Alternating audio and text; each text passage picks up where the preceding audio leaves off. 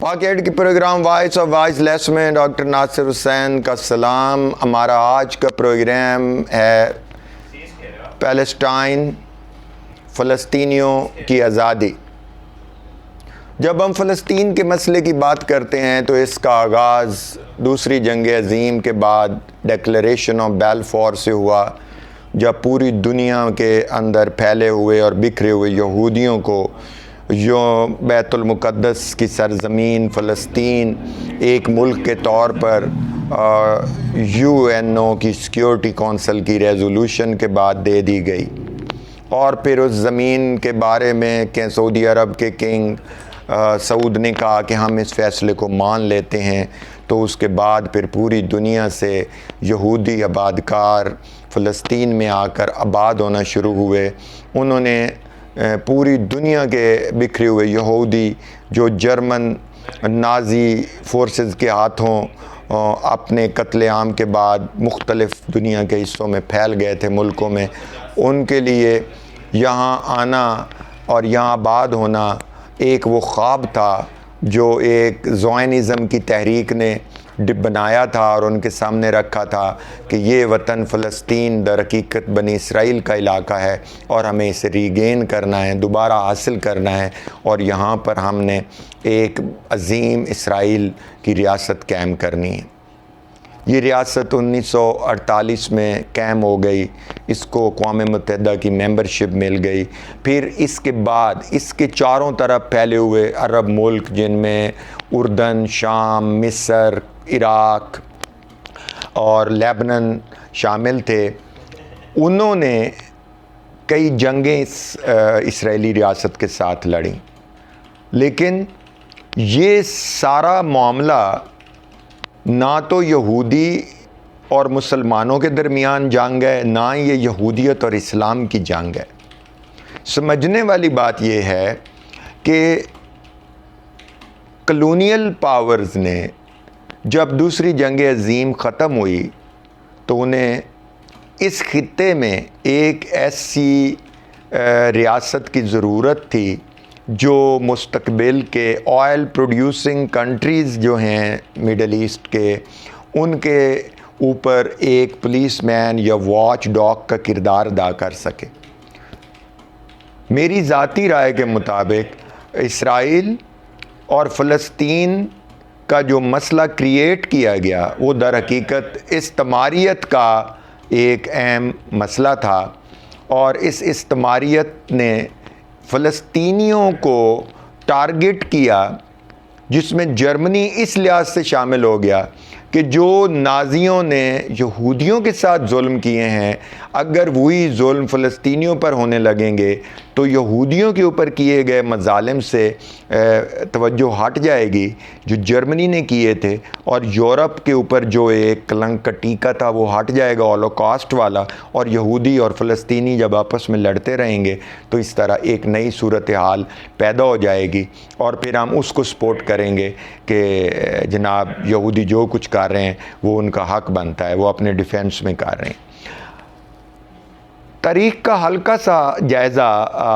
ایک مختصر سا جائزہ بہت ضروری ہے۔ نوم چومسکی نے اپنے ابھی جو اس کا حالیہ ایک مضمون شائع ہوا ہے، نوم چومسکی آن غزہ، تو اس کے اندر اس نے بڑا واضح طور پر لکھا ہے کہ اسرائیل کی پالیسی رہی ہے killing, terror and ایکسپیلشن of Palestinians, کہ اس نے یہ پالیسی 1948 میں اختیار کی تھی اور آج تک وہ اس پالیسی کو فالو کر رہا ہے۔ پہلے وہ لوگوں کو مارتا ہے، ان پر حملہ آور ہوتا ہے فلسطینیوں کے اوپر، پھر ان کے اندر خوف و ہراس پھیلاتا ہے، ان کے گھر گراتا ہے، اور پھر جب ان کے گھر اور ان کی آبادیاں تباہ کر دیتا ہے تو پھر وہ ان کو وہاں سے نکال کر وہاں پر آباد کاروں کی نئی بستیاں بساتا ہے، اور اس طرح اس نے گولان کی پہاڑیوں پر قبضہ کیا، اس نے ویسٹرن بینک آف غزہ پر قبضہ کیا، اس نے موجودہ غزہ پر قبضہ کر لیا اس نے، اور اس دوران میں 1964 میں یاسر عرفات نے فلسطینین لبریشن آرگنائزیشن کی جب بنیاد ڈالی تو آپ یقین کریں کہ اس فلسطینین لبریشن آرگنائزیشن کو یاسر عرفات اور مسلمان نہیں لڑ رہے تھے، اس میں جارج حباش جیسے کرسچین بھی شامل تھے، اس میں مقامی دروز اور جو وہاں کے فلسطینی تھے وہ سارے اس میں شامل تھے، اس میں کرسچینز تھے، اس میں عرب تھے، اس میں مسلمان تھے، اس میں اور دوسرے لوگ، انہوں نے مل کر جب جد و جہد کا آغاز کیا تو پھر اسرائیل نے ان کا شدت کے ساتھ ان کے اوپر جو ہے اپنی فوجی اگریشن اور جارحیت کا آغاز کیا۔ جب یہ بکھر کر اردن میں آئے تو حیران کن بات یہ ہے کہ 1970 میں جنرل ضیاء الحق جو کہ پاکستان آرمی کا ایک بریگیڈیئر تھا اور وہ وہاں پر خدمات سر انجام دے رہا تھا شاہ اردن کی زیر قیادت،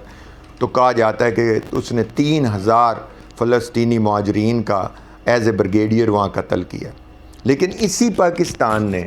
سب سے امپورٹنٹ سٹیپ جو لیا وہ 1972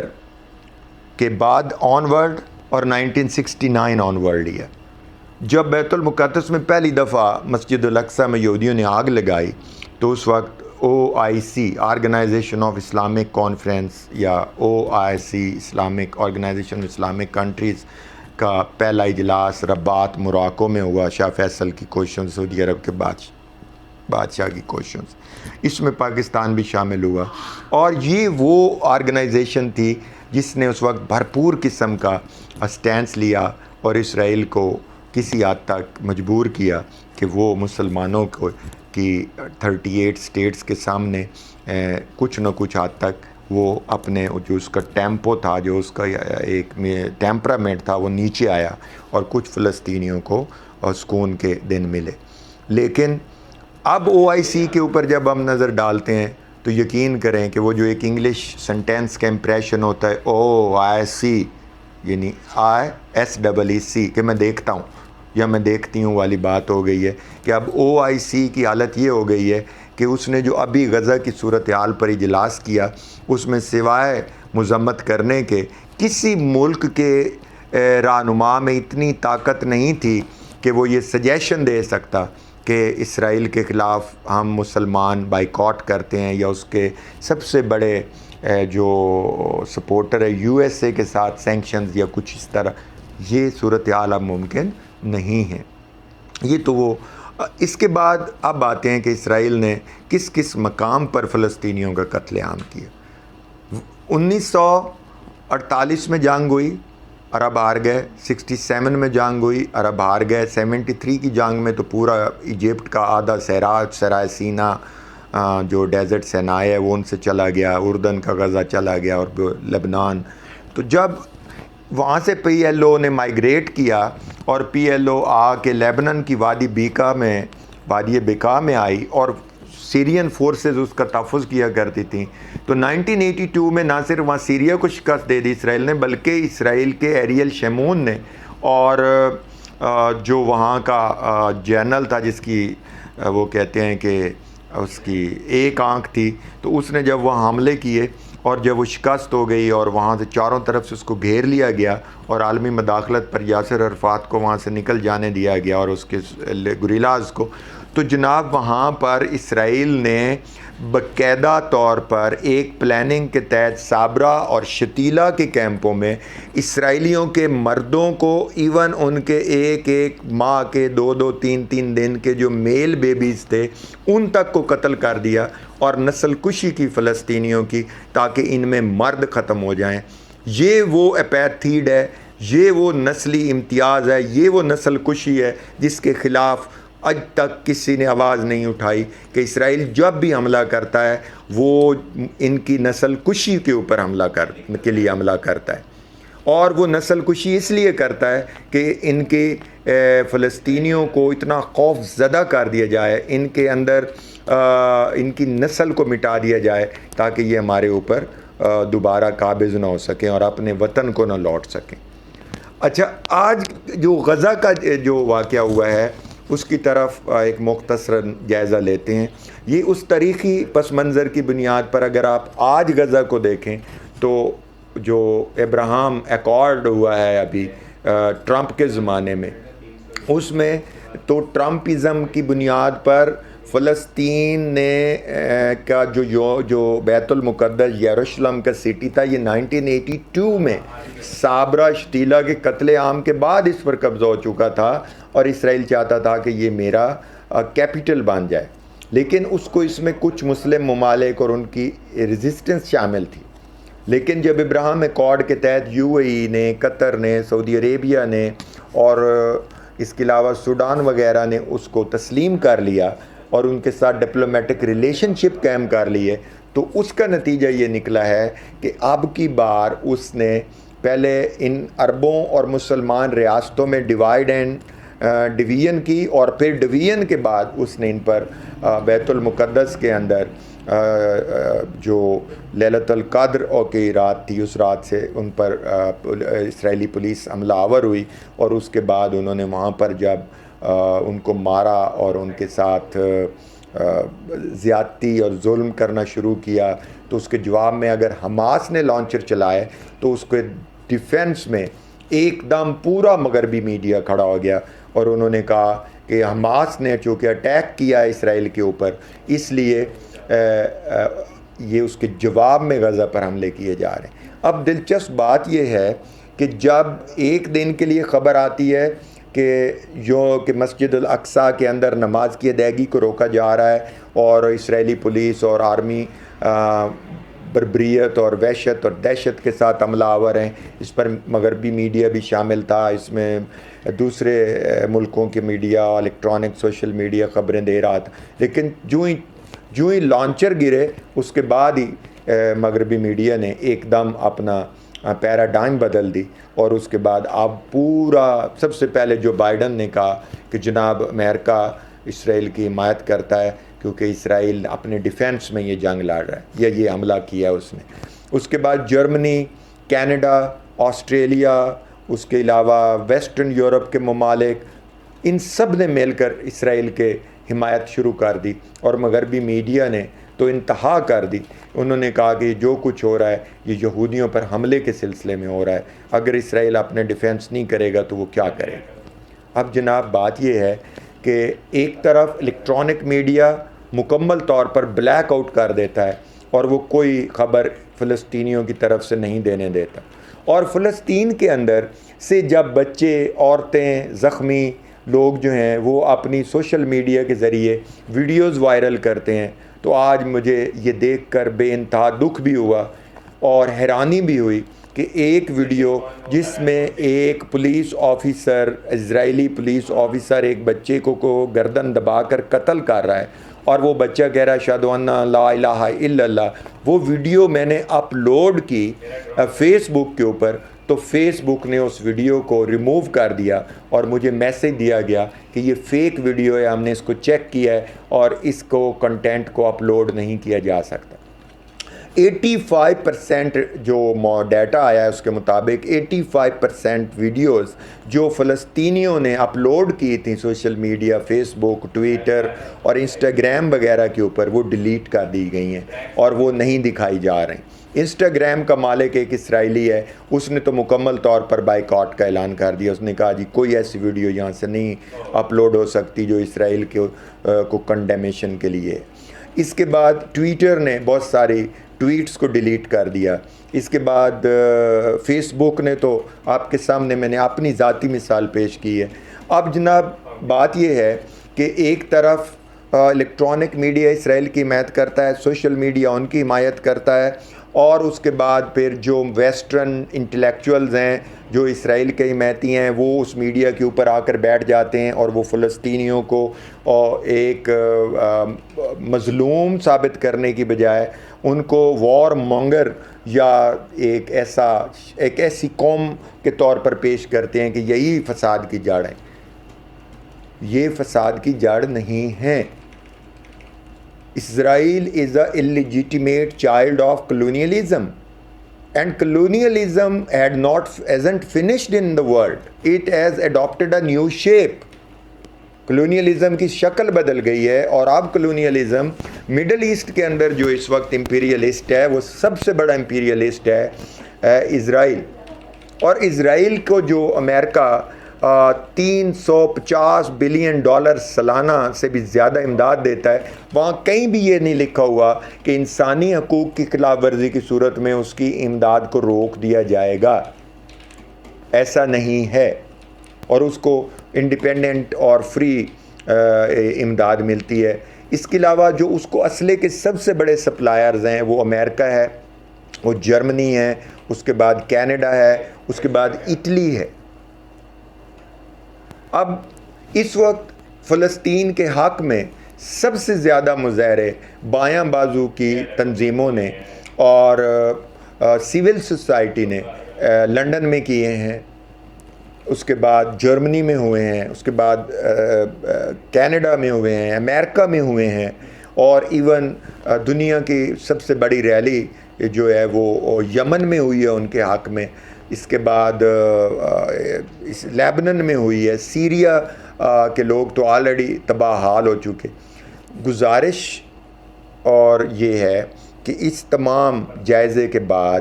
اگر ہم مختصراً اپنی بات کا کنکلوژن کرتے ہیں تو وہ یہ ہے کہ اسرائیل از دا illegitimatate چائلڈ آف کلونیلزم. اور یہ ناجائز بچہ مڈل ایسٹ میں اس لیے پالا پوسا گیا کہ مڈل ایسٹ کے جو آئل ریسورسز ہیں ان کے اوپر قبضہ کرنے کے لیے. پھر اسرائیل نے اپنے ارد گرد جتنے بھی طاقتور مسلم ملک تھے، مثلا عراق ایٹمی ری ایکٹر تھا اس کا، تو یہ 1980s میں سعودی عرب کے اوپر سے اسرائیلی جہاز گزر کر آتے ہیں اور اس کو اڑا کر چلے جاتے ہیں. اس کے بعد پھر ہم دیکھتے ہیں کہ لیبنن کے اندر وہ حملہ آور ہوتا ہے، پھر وہ جارڈن میں حملہ آور ہوتا ہے، پھر جب یاسر عرفات ٹیونس میں جا کر پناہ لیتا ہے تو وہ وہاں جا کے ٹیونس پر حملہ کر دیتے ہیں. سوال یہ ہے کہ یہ جو انٹرنیشنل ایئر سپیس ہے اس میں اسرائیلی ایئر فورسز کو یہ راستہ کون دیتا ہے اور کس کے کہنے پر دیتا ہے؟ اب ہم جب عرب اس میں فلسطین کی بات کرتے ہیں تو ہم سمجھتے ہیں کہ شاید یہ فلسطینی مسلمان اور یہودی آپس میں لڑ رہے ہیں. جناب نہ تو یہ یہودیوں کی لڑائی ہے نہ یہ مسلمانوں کی لڑائی ہے. نیو یارک کے اندر جو مظاہرہ ہوا اس میں یہودیوں کا ایک خاص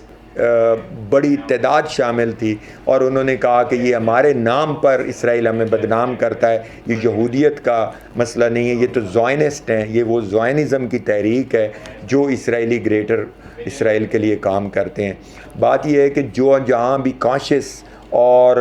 وہ لوگ موجود ہیں جو ہیومینٹی پر یقین رکھتے ہیں، وہ یہودی ہیں، وہ مسلمان ہیں، وہ کرسچین ہیں، وہ ہندو ہیں، وہ سکھ ہیں، وہ سب اس وقت اسرائیل کی کنڈمنیشن کر رہے ہیں. اور 25 ممالک کا جو ہے نیتن یاہو نے شکریہ ادا کیا ہے کہ انہوں نے اس کی اس جاریت میں سپورٹ کی ہے. اب لاسٹ کنکلوژن یہ ہے کہ جب ہم فلسطینیوں پر ہونے والے مظالم کو دیکھتے ہیں تو ہم یہ پاکستان نے شروع سے لے کر قائد اعظم کے زمانے میں سب سے پہلے فلسطین کے حق میں قائد اعظم نے پاکستان سے پہلے مسلم لیگ کی طرف سے مفتی فلسطین کے فتوے کو قبول کیا تھا، اور اس کے لیے انہوں نے باقاعدہ طور پر قرارداد پاس کروائی تھی کہ فلسطین کے اندر یہ غلط ہو رہا ہے. پھر انہوں نے اپنی تقریر جو ان کا سٹینس تھا وہ یہی تھا کہ فلسطین کی حمایت جاری رکھی جائے گی. پاکستان نے تو اسلامی دنیا میں سب سے زیادہ فلسطینیوں کی حمایت کی ہے. بھٹو صاحب نے 1973 میں 16 تربیت یافتہ پائلٹ دیے تھے جنہوں نے باقاعدہ اسرائیلی ایئر فورس کا مقابلہ کیا تھا سیریا اور عراق میں، اور جنگ لڑی تھی ان کے خلاف. اسی طرح بھٹو کے زمانے میں جب 21-22 فیبروری 1974 کو اسلامک کانفرنس ہوتی ہے لاہور میں، تو یاسر عرفات کو ایز اے پریزیڈنٹ آف فلسطین بلایا جاتا ہے، اور اس کے بعد اس کی یہاں ایمبیسی قائم کی جاتی ہے، جس کے بعد سے PLO کو ایک جلا وطن فلسطینی حکومت کا درجہ حاصل ہوتا ہے، اور پوری دنیا PLO کو تسلیم کرتی ہے. اور یہ بہت بڑی کنٹریبیوشن تھی پاکستانی گورنمنٹ کی طرف سے اور شہید ذوالفقار علی بھٹو کی طرف سے. پھر جا کے زمانے میں یاسر عرفات یہاں نہیں آتا، ناراض ہو گئے تھے وہ بھٹو کی پھانسی کے بعد، لیکن بی بی شہید کے دور میں وہ آئے اور گڑھی خدا بخش میں جا کر اس نے باقاعدہ طور پر سلیوٹ پیش کیا بھٹو کو۔ یاسر عرفات کے بعد جو غزہ کے اندر حکومت بنی اوسلو اکارڈ کے تحت، اس میں فلسطینیوں کو محبوس کر دیا گیا، اس میں فلسطینیوں کو محصور کر دیا گیا، چھوٹی چھوٹی اتنے کہہ لیں کہ ویری اسمال ٹیریٹریز کے اندر۔ اس وقت غزہ کے بچے، اس وقت غزہ کی عورتیں، اس وقت غزہ کے بوڑھے، اس وقت غزہ کی آبادی، ان کا پانی، ان کی بجلی، ان کی خوراک، وہ سب کچھ اسرائیل کے رحم و کرم پر ہے۔ اور پھر اسرائیل ٹارگٹ کرتا ہے ان جگہوں کو جہاں زیادہ تر میل آبادی ہوتی ہیں، جہاں زیادہ تر سکول ہوتے ہیں، اور خصوصاً ہسپتالوں کو اڑا دیتا ہے، ان کی سڑکیں اڑا دیتا ہے تاکہ وہاں تک یہ زخمیوں کو لے کر نہ جا سکیں۔ ابھی اس واقعہ میں جو ابھی چل رہی ہے جنگ، اس میں جب انہوں نے وہاں کے سب سے بڑے ہسپتال الشفا پر حملہ کیا اور اس کو تباہ کرنے کی کوشش کی اور تو اس کی سڑک کو اڑایا، تو دلچسپ بات یہ ہے کہ غزہ میں یا ویسٹ بینک میں جب اسرائیلی کارروائی کرتے ہیں اور گھر گراتے ہیں تو ان گھروں کے ملبے سے سڑک تیار کی جاتی ہے۔ جب انہوں نے اس سڑک کو اڑا دیا میزائلوں سے، تو اسی غزہ کے لوگوں نے فٹافٹ گرے ہوئے گھروں کا ملبہ اٹھا کر اسپتال کی سڑک کو بحال کیا تاکہ ہم اپنے زخمیوں کو وہاں لے جا سکیں۔ مجھے حیرانی اس بات پر ہوئی کہ کل میں نے ایک پاکستانی کی پوسٹ پڑھی جس نے لکھا تھا کہ یہ فلسطینی اگر اس طرح کے کام بند کر دیں، عورتوں اور بچوں کو آگے کرتے ہیں، ان کے نام پر چندہ وصول کرتے ہیں اور پھر اسرائیل کو بدنام کرتے ہیں، تو بڑی تکلیف ہوئی مجھے اس سے یہ پڑھ کر کہ کیا کوئی اپنے بچے مروا کر، کیا کوئی اپنے گھر تباہ کروا کر پھر وہ چندہ وصول کرنا چاہتا ہے یا وہ مظلوم بننا چاہتا ہے؟ اس سوچ کو بدلنے کی ضرورت ہے۔ تمام مسلم ممالک کو متحد ہونا ہوگا، کیونکہ فلسطین کی آزادی اور بیت المقدس کی آزادی کا حل صرف مسلم اتحاد کے اندر ہے۔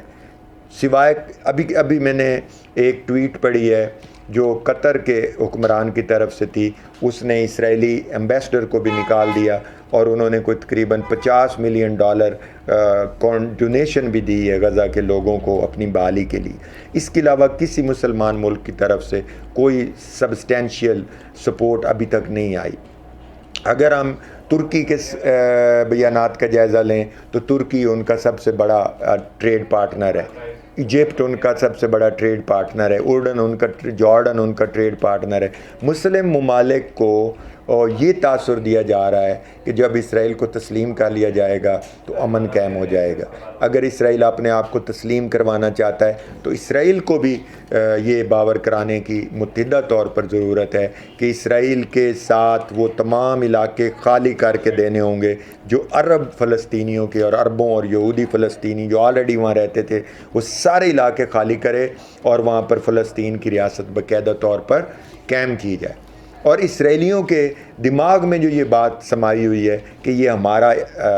آبائی وطن ہے، ہزاروں سال سے ہم اس کو حاصل کریں گے، تو کوئی کسی کا صدیوں سے آبائی وطن نہیں ہوتا۔ آبجیکٹیو ہوتے ہیں،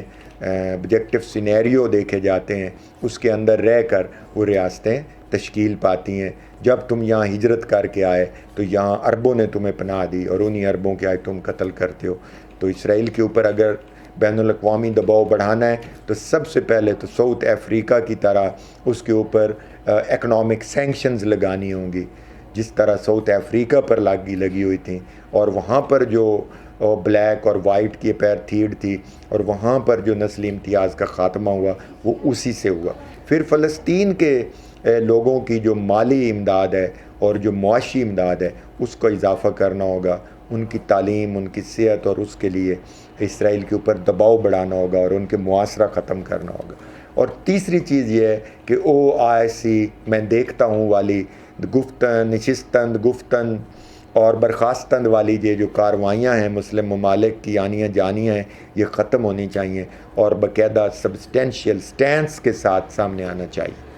اب دیکھیں UN کے اندر اگر کوئی ایک قرارداد میں 14 ممبر ایک طرف ہوتے ہیں اور 15واں امریکہ ہر دفعہ اسرائیل کے حق میں ویٹو کر دیتا ہے، تو UN کو بھی ری اسٹرکچر کرنے کی ضرورت ہے اور اس ویٹو پاور پر بھی غور کرنے کی ضرورت ہے کہ دنیا کی تمام مظلوم قومیں، کشمیر، فلسطین، یمن، عراق، ایران، جہاں عراق، سیریا، کرد خصوصاً جو کئی سالوں سے خود مسلم ممالک کی دہشت گردی کا شکار ہیں، ان مظلوم قوموں کی حمایت کون کرے گا؟ ان مظلوم قوموں کی حمایت کی آواز UN میں آنی چاہیے، اور سیکیورٹی کونسل سے ویٹو پاور کو بیلنس کی طرف لانا ہوگا، تاکہ یہ جو ایک یک طرفہ سٹینس ہوتا ہے اس کا خاتمہ ہو سکے۔ مسلمان ملکوں کو اپنی سیاسی طاقت کا، اپنی معاشی طاقت کا اندازہ کرنا ہوگا، اور اس کے ساتھ آگے بڑھ کر اسرائیل سے فلسطین کو آزاد کروانا ہوگا۔ صرف مسلمانوں کا اتحاد فلسطینی بچوں کا قتل عام روک سکتا ہے، عورتوں کا قتل عام روک سکتا ہے، وہاں مردوں کا قتل عام، ان کی نسل کشی روک سکتا ہے۔ اور یہ جو نسلی امتیاز کی اسرائیلی پالیسی ہے، ہم اس کی بھرپور مذمت کرتے ہیں اور مطالبہ کرتے ہیں کہ اسے فوری طور پر بند کیا جائے۔ حکومت پاکستان کا شکریہ کہ اس نے جتنا دامے درمے سکھنے وہ کر سکتی ہے، وہ 1947 سے لے کر آج تک کرتی چلی آ رہی ہے، اور ہم پاکستانی اسی طرح اسرائیل کے خلاف یہ جو استعماریت کی جنگ ہے، یہ جو کیپٹلزم کی جنگ ہے، اور جو مظلوم قوم کے حقوق کی جنگ ہے، اس میں ہم فلسطینیوں کے ساتھ کھڑے ہوں گے۔ اور میں بائیں بازو کی قوتوں کا بھی شکر گزار ہوں پوری دنیا میں، جنہوں نے یہ واضح پیغام دیا ہے کہ سب سے بڑا مذہب جو ہے وہ انسانیت ہے، اور سب سے بڑا جو حق ہے وہ سیلف ڈٹرمنیشن ہے، جو فلسطینیوں کو ملنا چاہیے۔ ان کا بھی وہی حق ہے جو یہودیوں کا حق تھا۔ اگر وہ اپنے وطن کے لیے اسرائیل آ سکتے ہیں اور یہاں اسرائیل بنا سکتے ہیں، تو فلسطین تو اپنے گھر میں رہتے ہوئے بے گھر ہوئے ہیں۔ اس کا حل نکالنا مسلمان ممالک کے اتحاد میں مضمر ہے، اور بڑی طاقتوں کو بھی سوچنا ہوگا کہ کیا وہ اپنے پاور کے زوم میں اس طرح چھوٹی قوموں کے حقوق سلب کر کے کب تک استعماریت پھیلاتے رہیں گے۔ اللہ حافظ۔